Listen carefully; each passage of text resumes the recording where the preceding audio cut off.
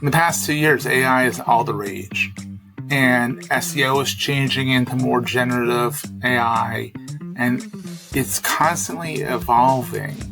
You have to know keywords and key phrases that are how Google would normally rank you based on what you're talking about.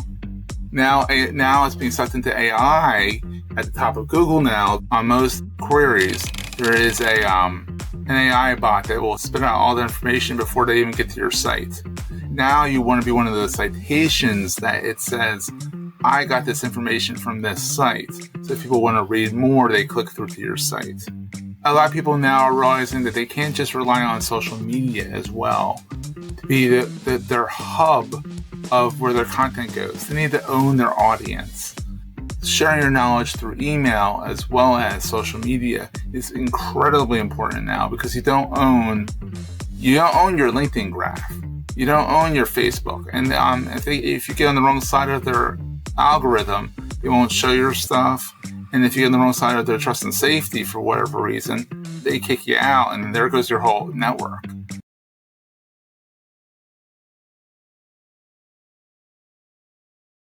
Hello and welcome back. Our guest today is Seth Goldstein. Among other things, Seth is a tech entrepreneur and a digital market expert. He joins us today to discuss some of the recent changes that can be observed in contemporary digital marketing practices. You would want to watch this entire episode if you have any interest at all in using modern technology to create some form of brand presence, some online awareness of yourself, your business, your services, your product, you name it. Whatever you've got going on, if you're interested in moving that online, making some noise and getting yourself out there, this is the episode to watch. Without much ado, let's hear from the star of the show himself. Hello, Seth. I can see you smiling there. What's happening? How you doing, Newton? It's a great day over here in the States, and everything's going well. Yeah, I can say the same over here as well. It's quite sunny, unusual for the UK weather, but we're happy with whatever sun and vitamin D we can get every now and then. Absolutely. Seth, just for the viewers, maybe anyone watching who might not be familiar with you or the work you do, who is Seth, and what work does Seth involve himself with? Oh, very good question. And that's always evolving. So I'm a former journalist turned digital marketer. So I was in the newspaper business back when they were actually newspapers. And I pivoted out of there in 2008. Height of the start of the global recession. Best time to start a business. Decided that I wanted to do digital marketing. And so for the last 17 years, I've been helping people with their websites, SEO, email marketing, all that stuff. And recently I decided, since I had been podcasting since 2010, I would start my podcast consultancy, Podcast Mastery. And so I've been helping people for about a year and a half now with their podcast, creation, like getting it started from ideation through fruition. And it's been a fun ride so far. So, and I'm just north of Philadelphia, so that too, little location. Interesting. In the digital marketing realm, how did you get started in that field? What sparked that moment for you? I've always been creative, and the idea of building something online that people want to see, people want to interact with, and get their knowledge out to people, it's always been very, very intriguing to me, to say the least. As a journalist, I like to tell stories, and with podcasting, I like to tell stories on the two podcasts I have of my own. But the digital marketing helped me help other people get their message out and help them generate business and grow their businesses from the ground up, which is kind of fun. And the journalism, what was that? What type of journalist was that? I was if it's not a secret. No, all your top secret, deep throat and all that stuff. No, I was a cub reporter, just covering township meetings and police accidents and stuff like that. Just basic good old journalism, like hard news stories. An occasional feature story here and there where I get to write about some. One story I did, I wrote about a donkey that could do arithmetic. Oh, That was a fun story. That's when I knew I made it in journalism. There's a story on a donkey that could do arithmetic. So. oh, see, there is a donkey as well. I've heard of a horse from ancient times that was able to do some simple additions and subtractions. But after some time, a horse, they discovered that the horse was actually taking clues from the humans around it. Human would nod when it gets to the right answer and the horse stops. But I've never heard of a donkey. Yeah. That's a step up, right? In the it's wow a step factor. Up or a step down. They're shorter. They're shorter. In the wow factor, you wouldn't expect a donkey to do that. Yeah. Anyway, back to the crux of today's show. Seth, Yes. digital marketing, right? For the benefit of maybe new joiners to this episode, this podcast, how would you describe or define digital marketing to the layman, to a 5-year-old? Ooh, to a 5-year-old. They probably actually 5-year-olds now probably already know what digital marketing is because they're smarter than the average bear. But to a 5-year-old that doesn't know, digital marketing is the act of literally marketing online in the most basic terms. But the idea is with digital marketing, it's getting a message out across different mediums: email, website, social media, video, which includes YouTube and all that stuff. That's what digital marketing is. It's essentially taking the marketing practices that you do, like billboards and stuff like that, but taking it to the digital world, essentially. Okay, and I think there is a fine line there dividing digital marketing and any form of online sales. If that's accurate, could you help us understand what is the difference there? I'm sure there's a nuance there. Sales is more the act of getting the deals in. Marketing and digital marketing is more the idea of letting people know about you so that they can then contact sales. So it's the idea of making your product known, your service known, and sharing out your knowledge essentially, and then having sales take over and close the deal. So the kind of word everyone's like, oh, sales and marketing are two separate things. No, they're one and the same. They work in conjunction with each other. So. The tech landscape has changed significantly, especially now with AI in the picture. If you can take some time and just reflect a bit on digital marketing the way it exists today, what should viewers know about digital marketing 2.0 of modern times, of contemporary times? What is different? What is worth knowing? And most importantly, Seth, how does technology play into this change that might be present in digital marketing? Absolutely. I mean, in the past 2 years, AI is all the rage. And SEO is changing into more generative AI. And it's constantly evolving. SEO? Yeah, search engine optimization. Yeah, it's showing up higher up in the search engines and Google and Bing and all them. So the idea is that with SEO, you want your product to show up higher above your competitors. And so the idea is that now with AI, you need to make sure your AI being artificial intelligence is being inside, of Google now. You have to now think just outside the box, just beyond keywords and key phrases that are how Google would normally rank you based on what you're talking about. Now it's being sucked into AI at the top of Google. Now there's and now on most queries there is an AI bot that will spit out all the information before they even get to your site. And you want to be one of the citations that it says, I got this information from this site. So if people want to read more, they click through to your site. So I understand AI is now in the picture. Plays a significant part in helping people products, services, whatever has been advertised to be placed at the top of search results, right?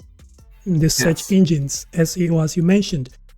So that, of course, brings some significant change to the digital marketing landscape, right? Yes. Anything else?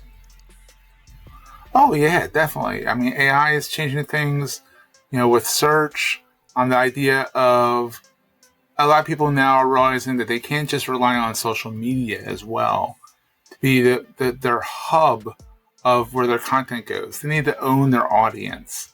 And it's very important. So email marketing, getting your clients' emails, getting your prospective clients' emails, and then sharing your knowledge through email as well as social media is incredibly important now, because you don't own your LinkedIn graph. You don't own your Facebook. And if you get on the wrong side of their algorithm, they won't show your stuff. And if you get on the wrong side of their trust and safety for whatever reason, they kick you out, and then there goes your whole network. So you kind of want to own your own list. Yeah. Things like email marketing and blogging, they're still alive? They're still worth exploring? Blogging is very much alive, yeah. Blogging is turned into it's in conjunction. You put your blog out there, and then you share the blog through your email list, saying, hey, I had this blog post. If you want to go read it, here's a synopsis of it in your email. Say, hey, go read more, and that directs people to your blog. So yeah, blogs are very important still. I mean, they're kind of Web 1.0, Web 2.0, and we're kind of in the new wave of, the web. But they are very important because they also create content on your site, and that's what Google still likes, is good content. So it's kind of refreshing your site so Google will come back and look at your site and scrape it again. Would you agree that in the near future we are likely to see more blog materials from artificial intelligence than from actual humans? Oh God, yeah. And then what happens? My suggestion with that is use AI as a tool to help you get your idea onto paper, but then rewrite it and work and flesh it out and make sure that it sounds like in your voice. Add your 2 cents to it. Don't just take what AI gives you and throw it out there. Like, ask for AI not for an article, but for an outline of a topic, and then fill the outline out to write the article yourself, or have someone in your team do that. On the digital marketing space, Seth, have you come across some mistakes made by maybe brand owners or business owners that you would want to share with the audience? Oh, absolutely. One of them is don't just hand the keys to the kingdom to the intern. Because, like, a lot of times you've seen these horror stories where, like, the American Red Cross, the intern thinks he or she's on their personal social, and they write something that is not, appropriate for the brand, and then it actually goes out in the brand's profile, and the brand's like, oh my God, it wasn't us, it was our intern. So you gotta be careful who has access to the final publish button. Another thing is scheduling your posts. Depending on what industry you're in, you want to make sure that if you do schedule your posts, you're aware of what's going out when. Because if something happens in the world that your post is going to sound tone deaf on, you want to be able to not post it and change it around. So, I mean, I'm a very big proponent of not scheduling posts. If you have something to post, make yourself a reminder and post it, and then post it then. Don't post it like 3 days later and forget that you posted it. So that's backfired on people plenty of times. Yeah, what's your personal opinion about scheduling posts in general? There's just something that doesn't sit well with me. I'm not a big fan of it. I'm like, if you're going to share posts, do it, but do it in real time. Don't schedule it out. Absolutely not. If you really want to connect with your audience. Yeah, because you miss all the comments below it too. Someone wants to respond and you schedule it, you forgot about it. You're posting what we call posting and ghosting. Like, it's like you post it and you don't respond to any of the comments. It's like, why did you bother posting in the first place? Yeah. Seth, I would like you to give this a think. Just from your experience meddling in this field, helping some clients with some services they need in the digital marketing realm, maybe SEO, maybe the podcasting, you name it. What are some characteristics of content that tend to go viral? Ooh, that's a good question.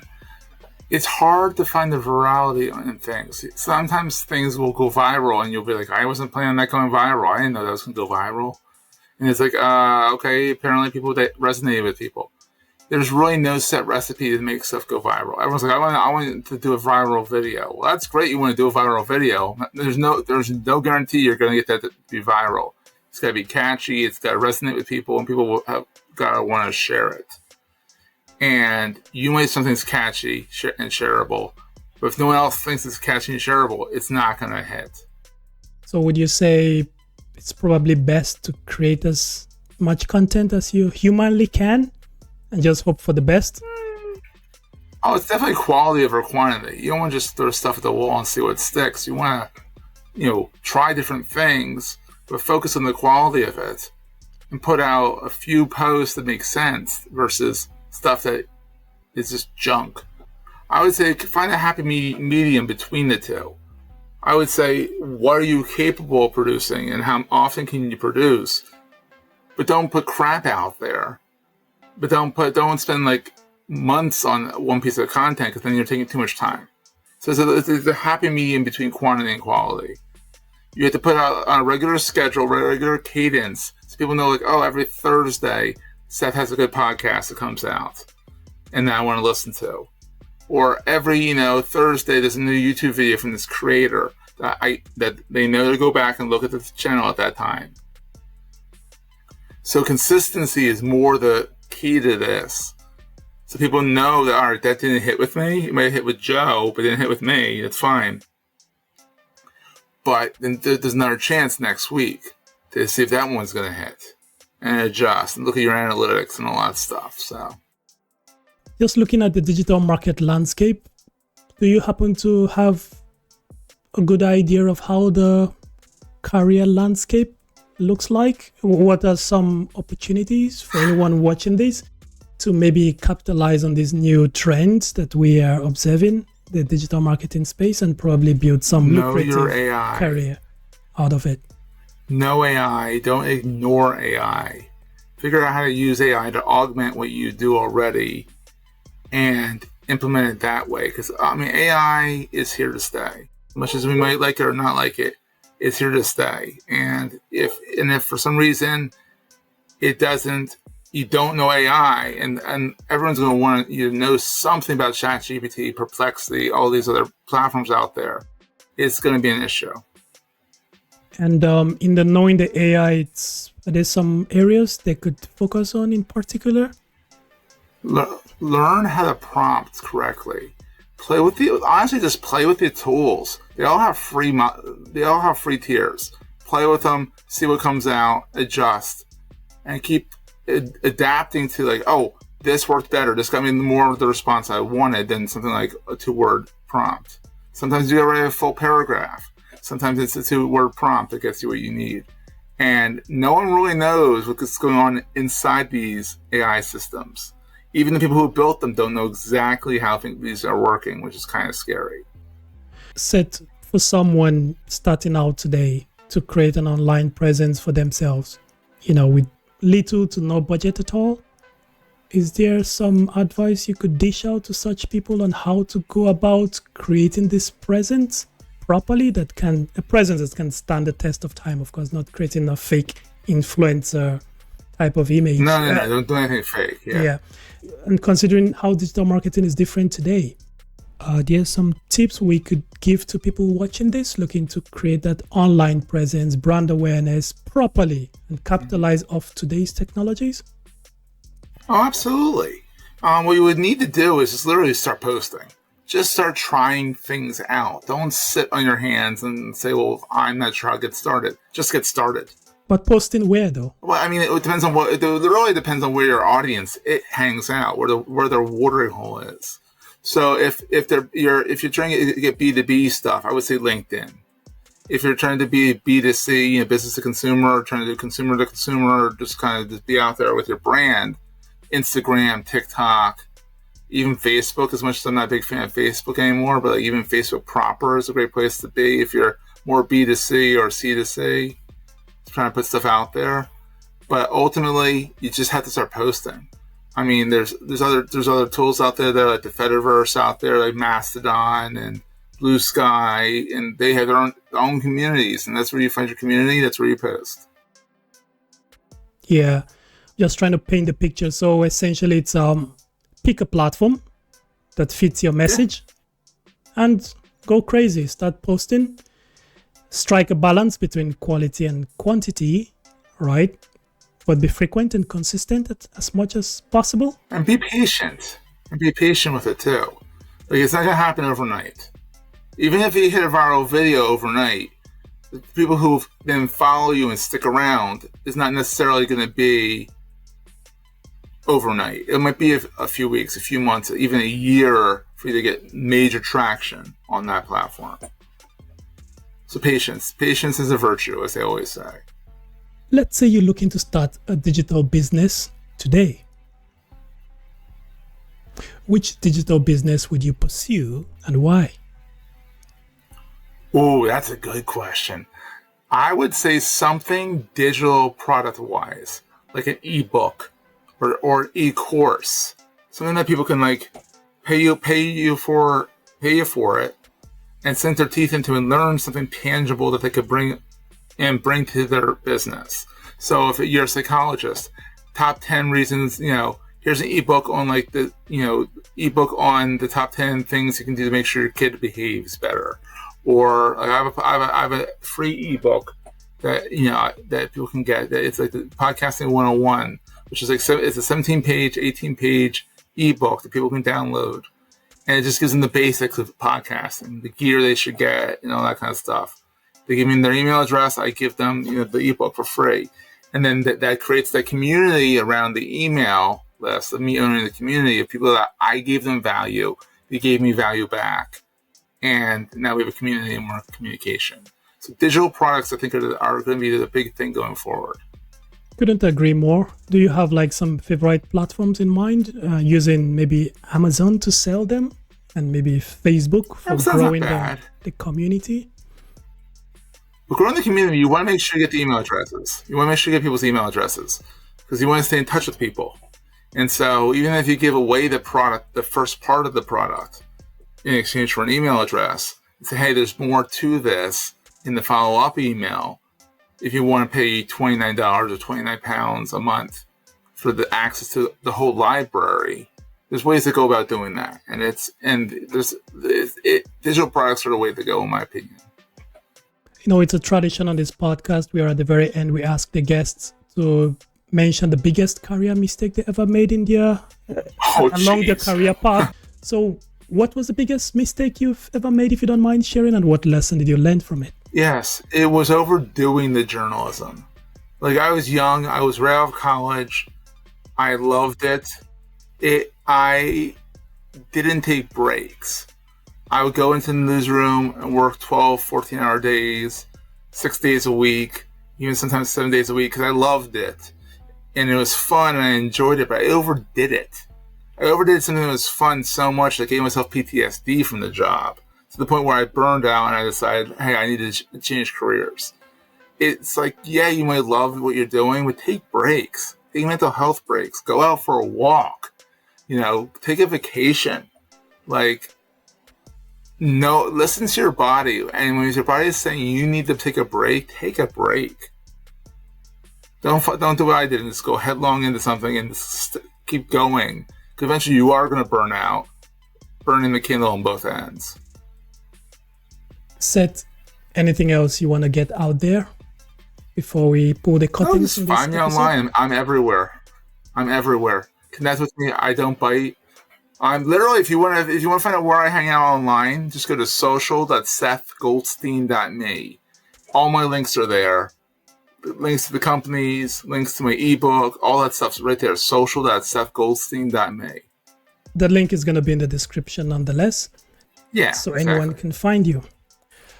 Thank you so much, Seth, for coming on the show. Oh, thank you. On to the next episode. Cheers.